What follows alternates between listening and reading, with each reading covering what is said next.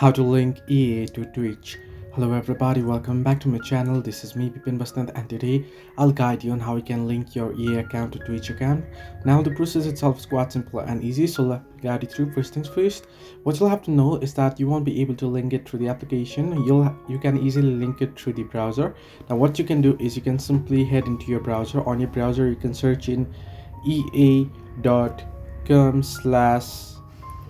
linking. As you can see there, ea.com/Twitch linking. You wanna type it and then you wanna search for it. Once you do so, it'll take a while to load up, and now here you can see it's asking me to sign in with my EA account.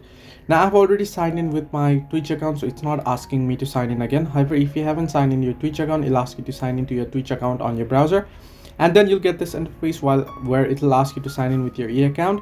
I'll just use my EA account here real quick. I'll sign in using my Google account, and once you sign in, it'll ask you to link your EA account. Here you can see, and down below you can see link accounts option. Simply tap on link accounts and your account will get linked. So this way you can link EA to Twitch. Hope this helped you. Do like and subscribe, and do not forget to leave a comment down below if you have any further issues.